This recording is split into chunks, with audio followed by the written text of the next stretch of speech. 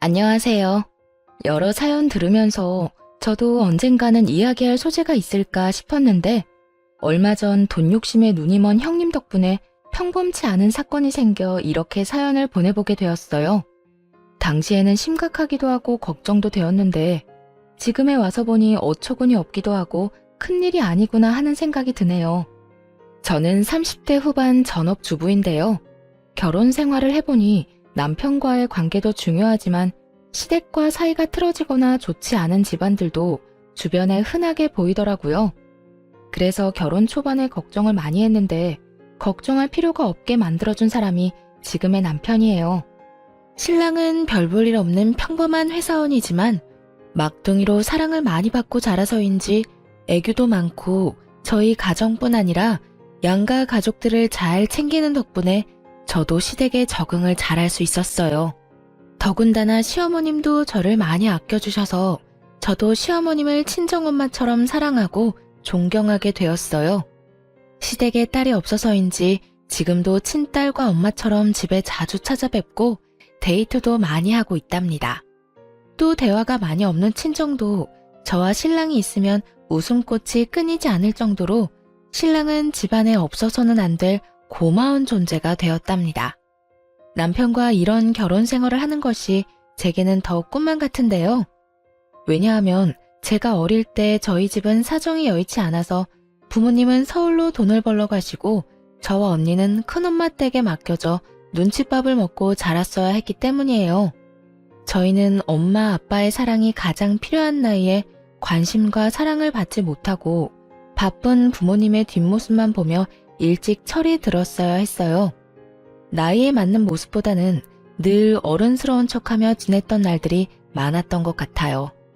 큰엄마는 가뜩이나 삶이 힘들고 팍팍한 상황에서 저와 언니까지 맡게 되어 힘에 부치셨던 것 같아요.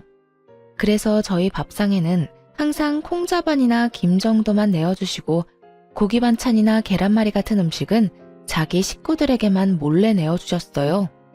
어린 마음에 그게 어찌나 서러웠던지 빨리 어른이 되어서 큰엄마 댁을 벗어나고 싶었어요. 사촌 언니도 저희를 밖에서 만나면 남을 보듯 무시했고 한 번은 거지자매 지나간다 라고 뒤에서 욕하는 것도 들었어요. 어린 마음에 했던 행동이었겠지만 그때를 생각하면 아직도 수치스러운 기분이 들어요. 저희는 화장실을 쓰는 것이나 잠자는 것까지 눈치가 많이 보였는데요. 큰엄마네 식구들이 화장실을 다 쓰고 난 뒤에 저희가 화장실을 쓰거나 등교하는 날은 무조건 새벽에 일어나 가장 먼저 조용히 씻고 나왔어야 했어요.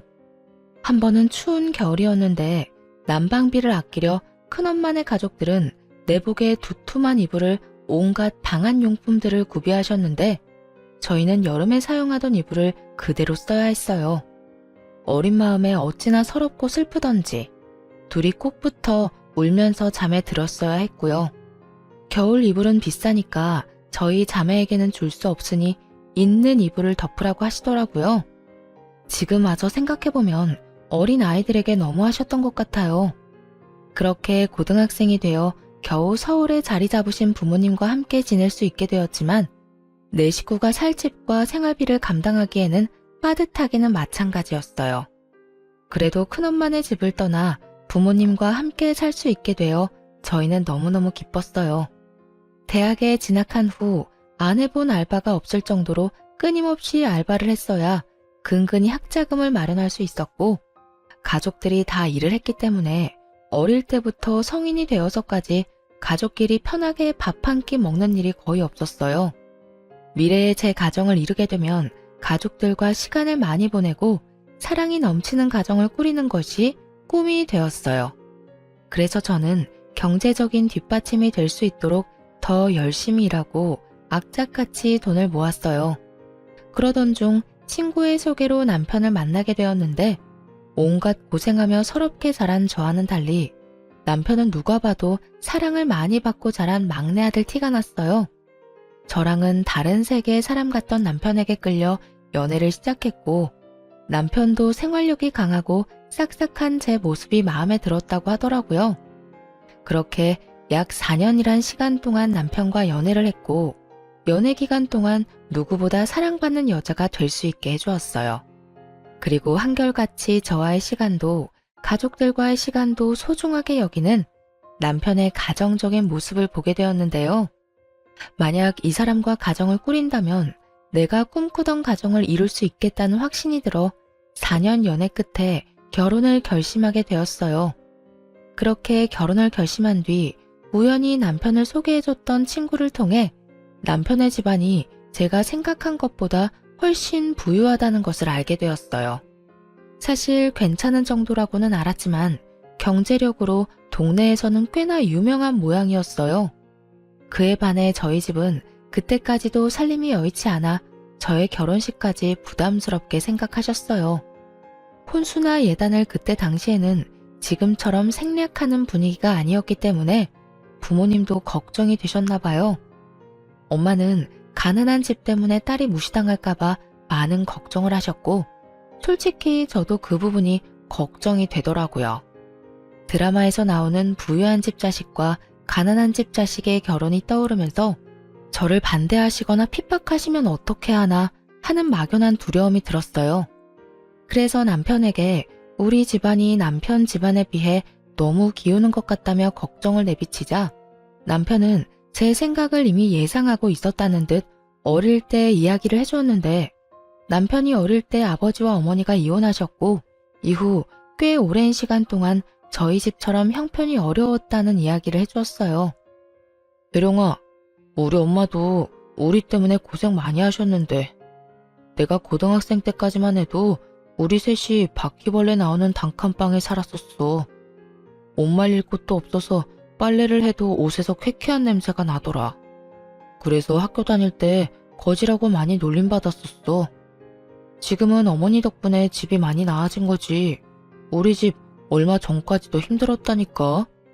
그리고 누구보다 혜령이 입장 잘 이해해 주실 분이 우리 엄마니까 괜찮을 거야. 오빠도 중간에서 잘할게. 고마워. 나도 오빠를 믿는데 그래도 내가 괜히 위축되는 건 어쩔 수 없나 봐. 그래, 맞아. 충분히 그렇게 생각할 수 있어. 우리 집도 똑같았다니까. 만약 내가 혜령이 입장이었어도 똑같았을 거야. 너무 걱정하지 말고. 문제가 생기면 서로 의지하면서 해결해 나갈 수 있을 거야. 이제는 혼자가 아니라 둘이잖아.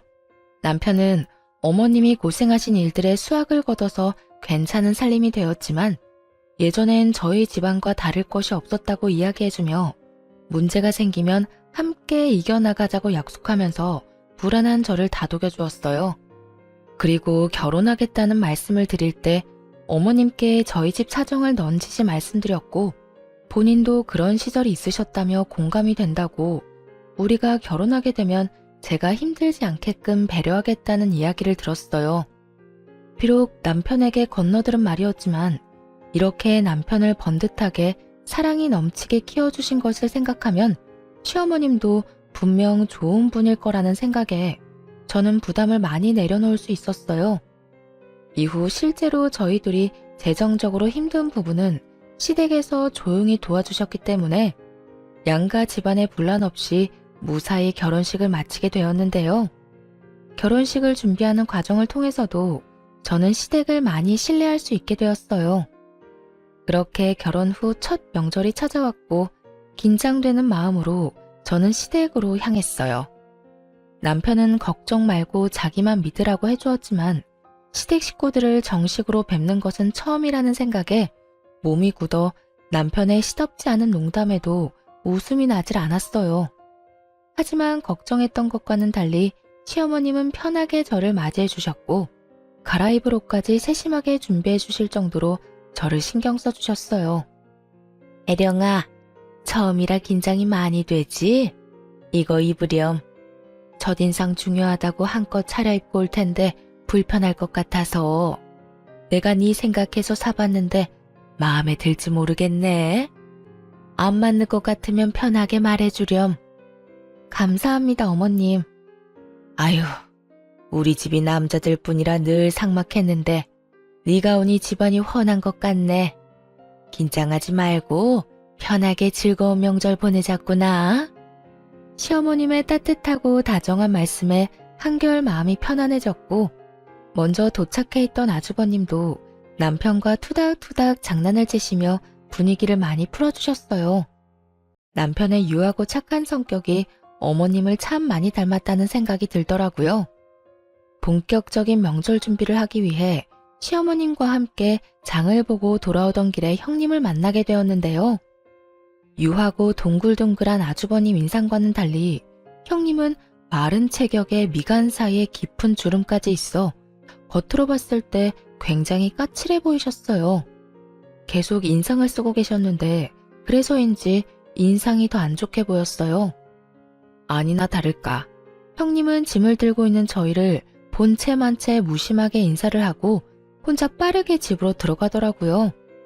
어른이 짐을 들고 계시는데도 무심하게 지나치는 형님을 보고 당황한 저는 시어머님 눈치를 살폈지만 어머님은 크게 개의치 않으신 듯 보였어요.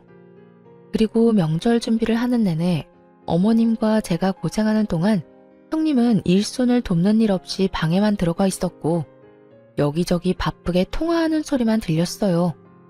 식사 시간에도 저와 어머님이 식사를 차리는 것을 오히려 당연하게 생각하는 듯 밥상이 다 차려져야만 방에서 나와 자리에 앉으시더라고요. 화기애애하게 식사하는 도중에도 가족이 무슨 말을 하는지 관심 없다는 듯이 핸드폰만 만지작거리면서 깨작깨작 밥술을 뜨는 형님 때문에 다들 살살 눈치를 보는 것 같았어요. 어머님, 근데 명절이라고 이렇게 여자들이 밥상 차리고 아직도 이러는 게 말이나 돼요? 그냥 밖에 나가서 외식 한번 하고 얼굴 보면 끝이지. 가끔 보면 우리 가족들도 너무 구시대적인 것 같아요. 그리고 자기는 언제까지 여기 있을 생각이야? 나 너무 바쁜데 이제 슬슬 일어나지? 자기 왜 그래? 엄마랑 재수씨가 힘들게 차린 음식인데. 그리고 요즘 바빠서 가족들끼리 모이기 힘든데 명절이라는 핑계로 만나서 집밥 한 끼 먹는 게 더 좋지. 그치 동생아? 오랜만에 동생 얼굴도 보고 재수씨도 보고 말이야. 어머 그래? 그렇게 좋으면 다음부터는 자기 혼자 오면 되겠다. 어머님, 제가 요즘 바빠서 정신이 좀 없어서요. 너무 언짢게 생각하지는 마셔요. 솔직히 오늘 안 오려고 했는데 일가 억지로 끌고 온 거라서 이해 좀 해주세요. 형님의 말 몇 마디가 그나마 유지하고 있던 평화의 찬물을 끼얹었어요. 이후에도 어머님과 제가 고생하면서 차린 음식이 너무 짜다며 투정을 부리질 않나 은근히 시댁을 무시한 듯한 발언도 서슴지 않고 하더라고요. 아휴, 저희 부모님이 이런 음식 보시면 깜짝 놀라실 것 같아요. 하긴 자기도 그냥 평범하니까 기대하면 안 되는데 내가 자꾸 이러네. 그만해 좀. 아주버님은 계속 말을 끊으며 형님께 눈치를 줬고 저희 남편도 언짢아하는 티를 냈지만 형님은 아랑곳하지 않고 하고 싶은 말을 하시더니 이내 일어나 집에 먼저 가겠다며 떠나셨어요. 어머님은 그런 형님을 크게 신경 쓰는 것 같지 않으셨지만 속으로는 형님을 좋아하지 않으시는 것이 느껴졌어요. 저도 형님과의 첫 만남이었지만 형님이 별로 마음에 들지 않았어요. 어머님께 틱틱거리는 것도 마음에 들지 않았고 여러 사람 기분 상하게 하는 데에 특별한 능력이 있나 보다 하는 생각이 들었죠. 그렇게 저의 첫 명절이 지나가게 되었어요. 긴장했던 것이 무한할 정도로 시댁 식구들이 저를 편안하게 해주셔서 앞으로는 걱정할 필요가 없겠다는 생각이 들었어요. 어머님도 주차장까지 배웅을 나와주시고 집에서 먹을 반찬이나 음식을 바리바리 싸주셨어요.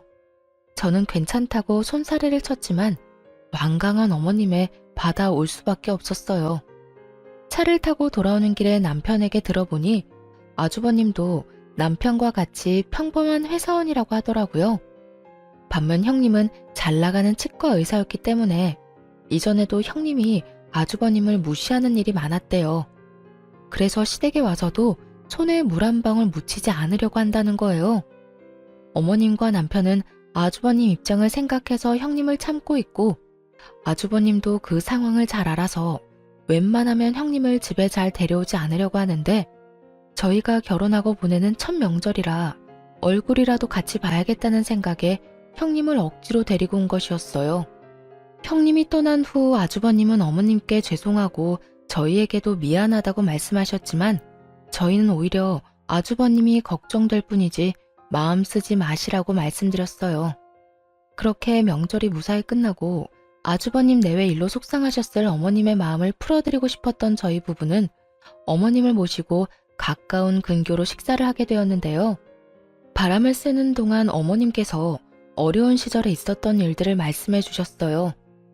어머님도 홀로 자식 둘을 키우시면서 사기를 당하기도 하고 사업이 망해 모아놓았던 돈도 다 잃어보고 빚더미에도 앉아보는 등 힘든 일들이 정말 많으셨더라고요.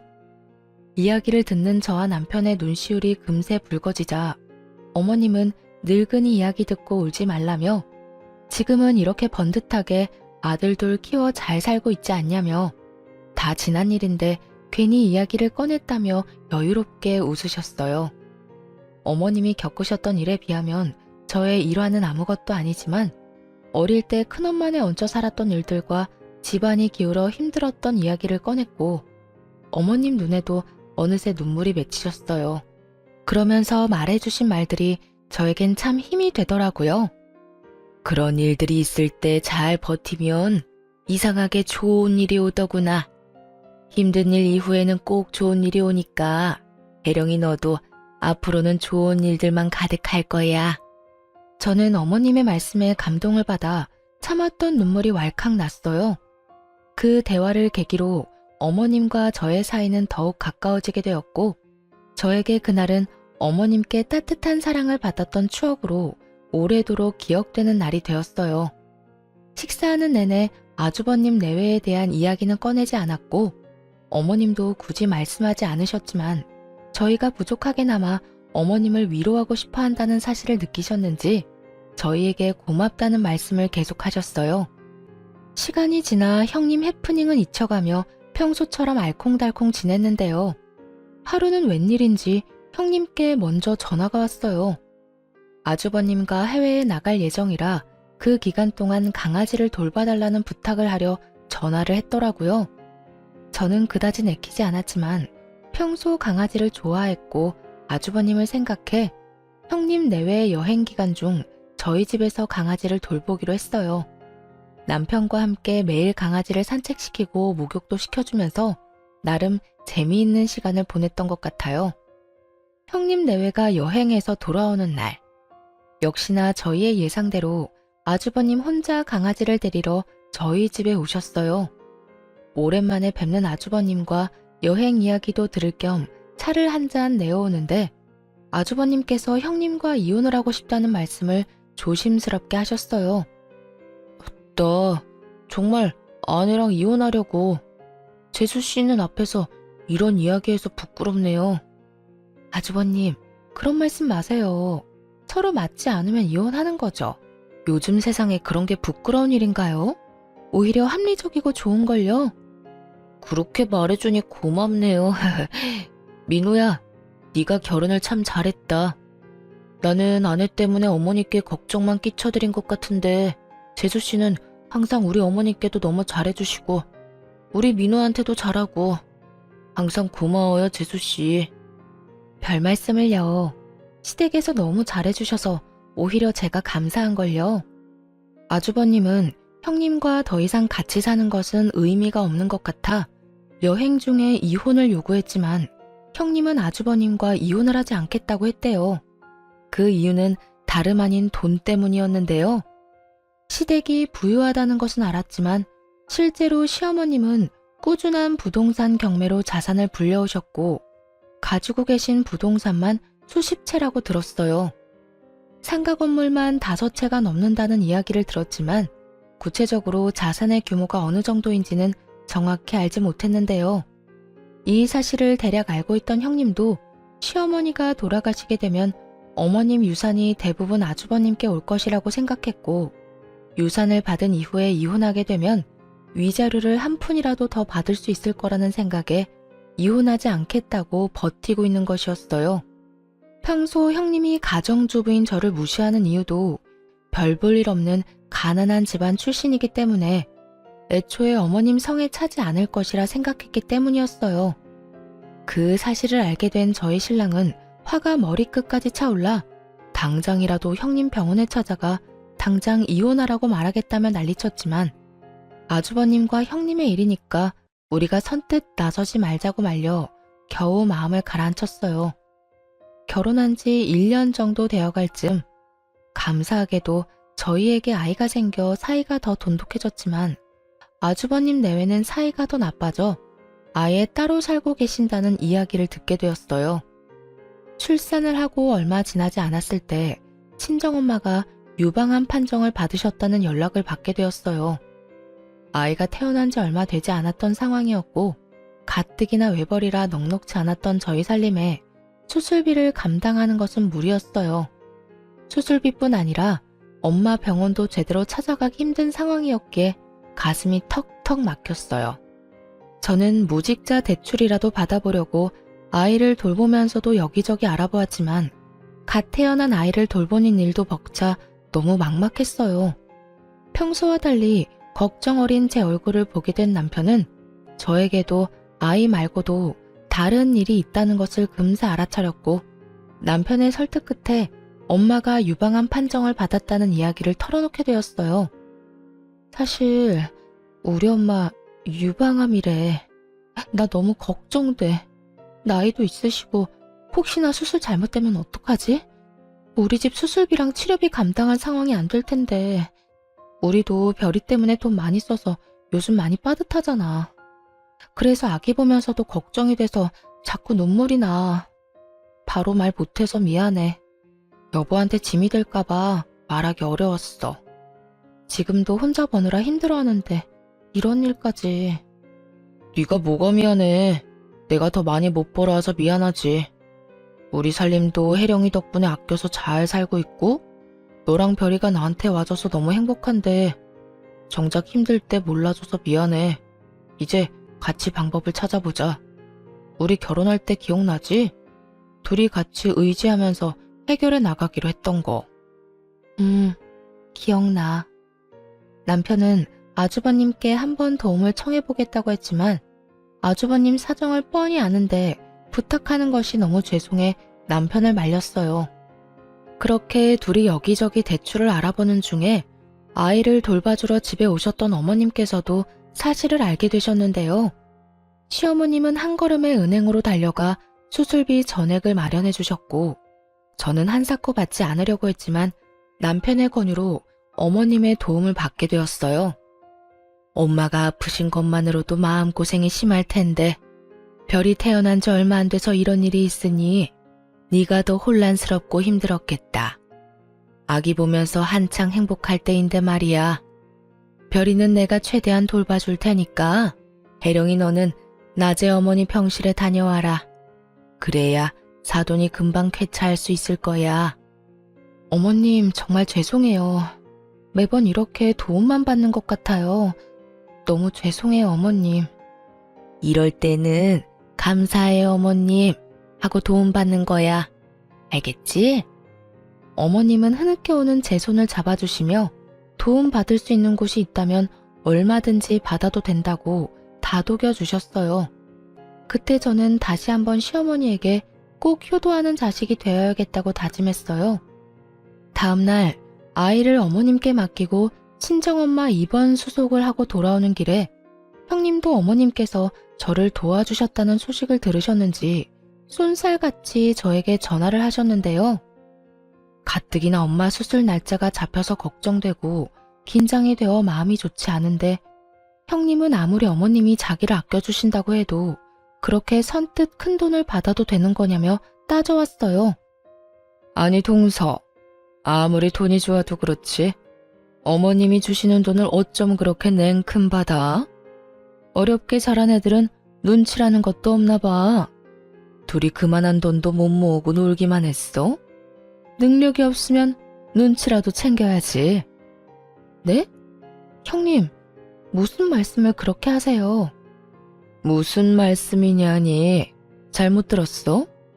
동서네가 이번에 받아간 돈 액수 만만치 않을 텐데 나도 의사라서 어느 정도는 대충 감이 오지 않겠어? 그 돈 다 우리 남편한테 올 돈 아니야?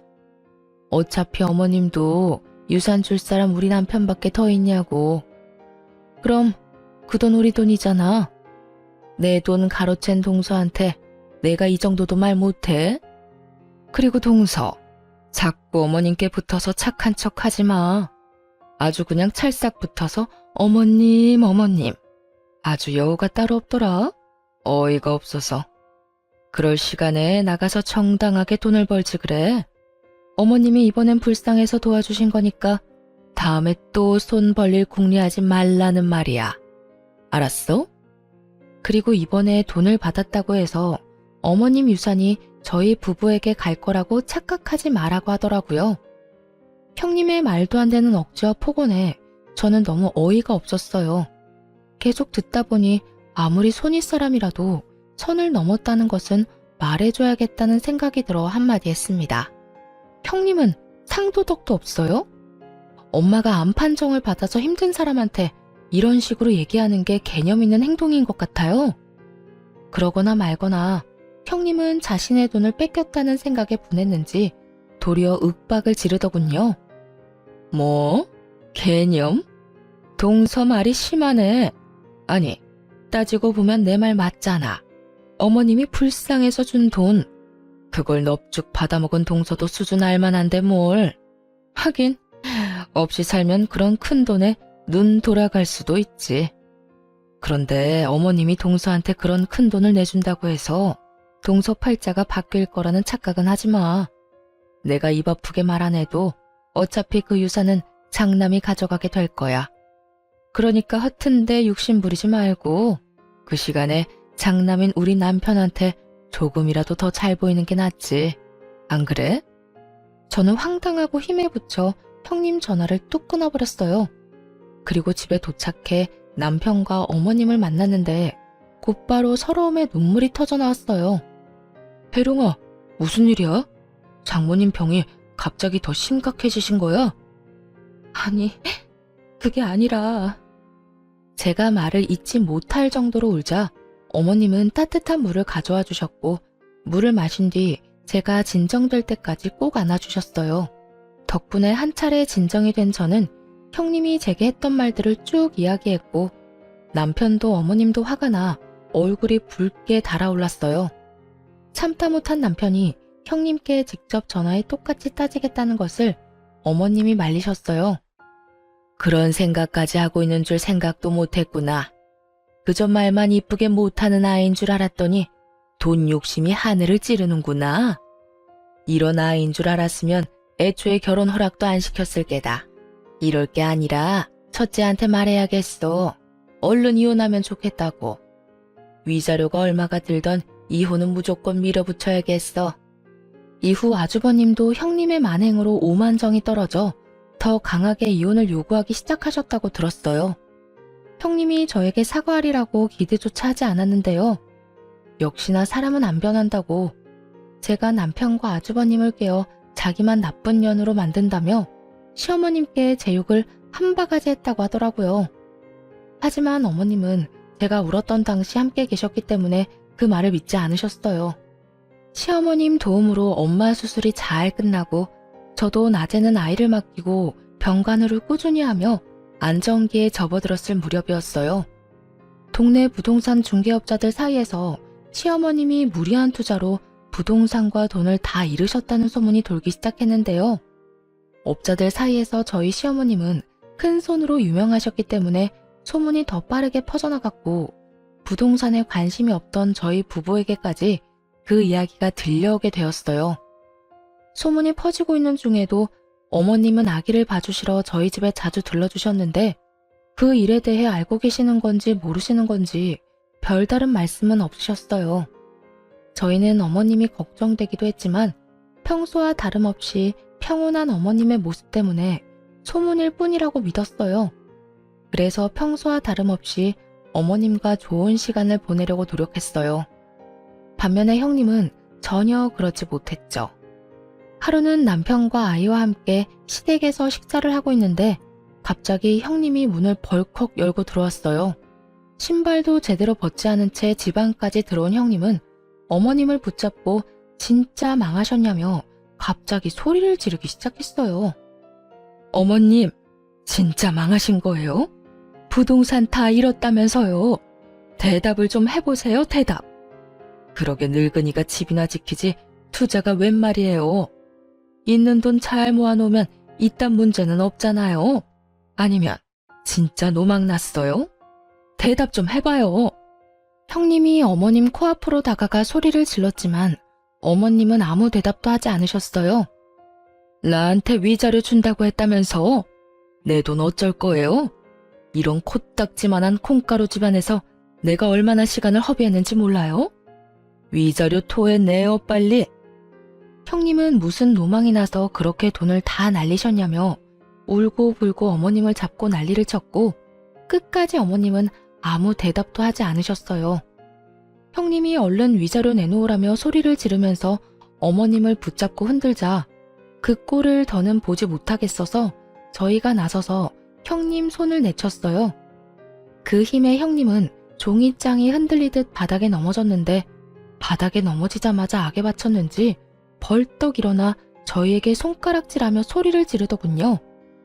아니 너네는 뭔데 나서? 그래 너는 이 순간만 바래왔지? 어머님이 망하든 말든 상관없이 나한테 복수하고 싶었지. 지금 이 순간에도 그렇게 잘 보이고 싶어? 상황 파악이 안 돼? 어머님 망했다니까. 너네가 그토록 바라던 돈 한 푼도 없으시다고. 그만하세요, 형님. 언제 한번 어머님 모시고 제대로 된 식사라도 한 적 있어요? 형님 배 채울 생각만 하다가 계획대로 안 되니까 어디로 와서 행패해요? 설사 어머님이 망하셨다고 해도 사랑하는 가족이고 집안의 어른이세요. 이런 식으로 와서 울고불고 난리치는 게 맞아요? 의사라면서요. 많이 배웠다면서요. 이게 많이 배운 사람이 할 행동이에요. 너 이게 뭐라고? 말 다 했어? 보자 하니까 무식한 게 끝도 없이 기어오르네. 네 위치를 알고 말해. 너도 지금 윗사람한테 대드는 거 아니야? 아, 지금 또 기회다 하고 여우짓 하는 거지? 어머님한테 그렇게 잘 보이고 싶어? 그러려고 여기서 나올 때까지 기다렸니? 여우는 무슨 그런 식으로 사람 이상하게 만들면 좋아요? 그리고 어머님 돈이 왜 형님 돈이에요? 어머님이 산전수전 다 겪으시면서 힘들게 모아온 돈이에요. 형님이야말로 어머님에 대해 아무것도 모르고 우리 집안에 아무 공헌도 안 해놓고 그 돈이 형님 돈이라고 우기는 게 그게 바로 거짓인 바 아니에요? 도대체 뭘 안다고 소리를 질러요? 어른 앞에서 악지르고 떼쓰고 나이 먹고 부끄러운 줄 아세요? 자꾸 저보고 무식하다고 하시는데 진짜 무식한 건 형님이에요. 뭐라고? 너 지금 나이 먹고 부끄러운 줄 알라고? 무식하다고? 말 다 했어? 말 다 했냐고? 그러든 말든 너가 무슨 상관인데 난리야? 그만하시고 저도 형님처럼 막무가내로 나가기 전에 당장 이 집에서 나가요. 내가 여기서 왜 나가? 씨. 늘 조용하고 소극적이던 제가 강하게 나오자 당황한 형님이 머뭇거렸고 그러던 찰나 남편이 나서서 형님을 집 밖으로 끌어내 쫓아버렸어요.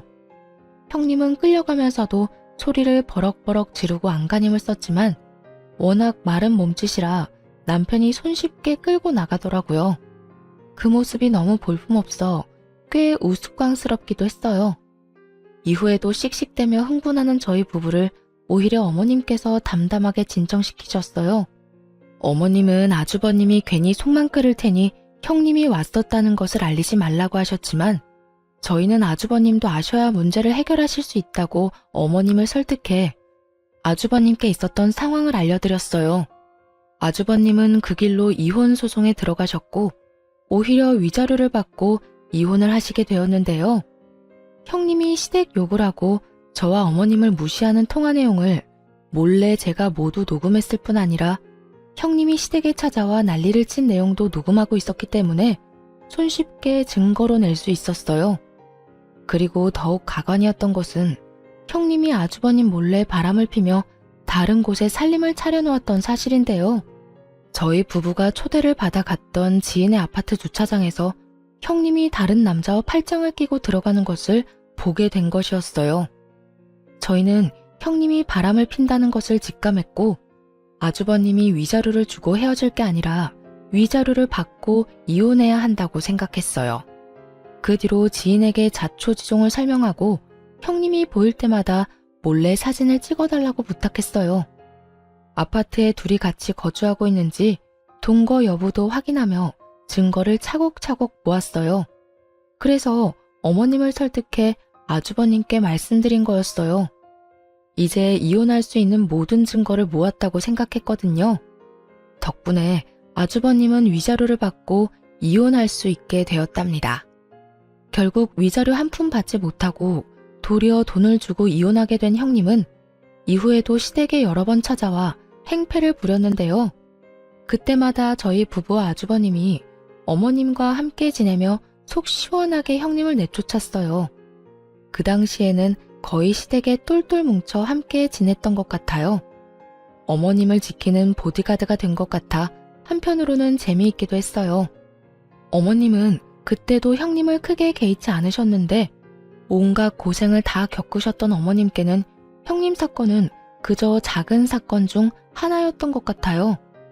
하지만 아이도 돌아가며 돌봐주셨기 때문에 저도 조금은 편안했고 이렇게 가족이 한데 모여 지냈던 경험이 거의 없다 보니 새롭고 행복하기도 했어요. 어쩌면 어머님께서 제게 살을 부대끼며 함께 지내는 가족을 경험하게 해주시고 싶어 일부러 형님을 핑계 삼아 저희를 함께 있게 해주셨나 하는 생각도 요즘은 들어요. 물론 어머님께서 저희를 불러 같이 지내자고 하신 게 아니라 저희가 막무가내로 어머님 집에 얹혀 살았던 거였지만요. 누가 누굴 지킨 건지 지금 와서 생각해보면 철없는 자식들을 어머님이 지켜주신 거였네요. 이후 형님이 운영하던 치과에서 형님이 두 집 살림을 했었다는 사실과 이혼 전에 시어머님께 찾아와 했던 폐륜적인 행동에 대해 소문이 퍼지게 되어 더 이상 일하는 게 어려워졌다고 해요. 지역 텃세를 버티지 못한 형님은 결국 다른 곳으로 이사를 가게 되었다는 소식까지 듣게 되었어요. 형님은 이혼도 당하고 일도 제대로 하지 못하는 지경이 되었지만 저희 가족은 형님 사건을 계기로 오히려 하나로 뭉치게 되었답니다. 한참 시간이 지나 평소와 다를 것 없이 저희 집에 아이를 보러 놀러 오셨던 어머님이 거액의 돈이 들어있는 통장과 저희 이름으로 명의가 변경된 부동산 서류를 들고 오셨는데요. 놀랍게도 어머님께서 저희에게 주는 선물이라고 말씀하셨어요. 저희 명의로 된 아파트 이름을 본 저는 너무 놀라서 가슴이 쿵쾅쿵쾅 뛰었어요.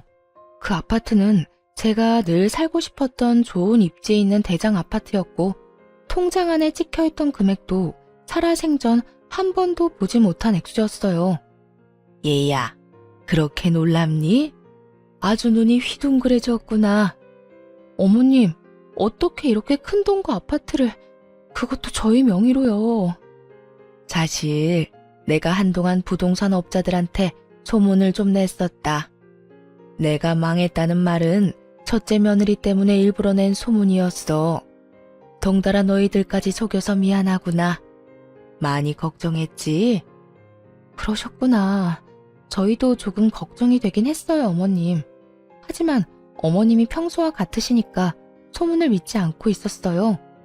만약 무슨 일이 있으셨으면 저희한테 먼저 이야기해 주셨을 거라 생각했거든요. 그래, 너희 말이 맞아. 만약 내가 망했다면 소문이 너희에게 들리기 전에 말해 주었을 거야. 우린 가족이잖니. 가족에 대한 얘기를 소문으로만 듣게 할 순 없지. 네, 어머님 말씀이 맞아요.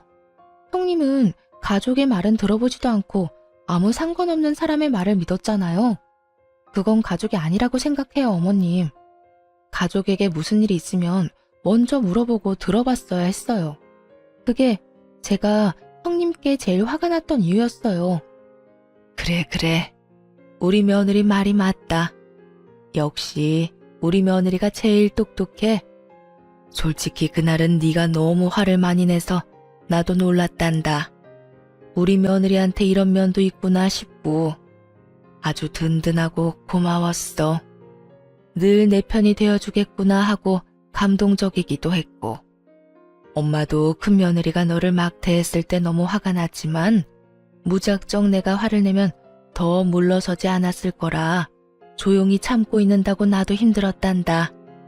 그동안 부족한 엄마 옆에 항상 있어주고 믿어주어 고맙구나. 이건 너희에게 주는 내 선물이니까 부담 갖지 말고 받아주렴.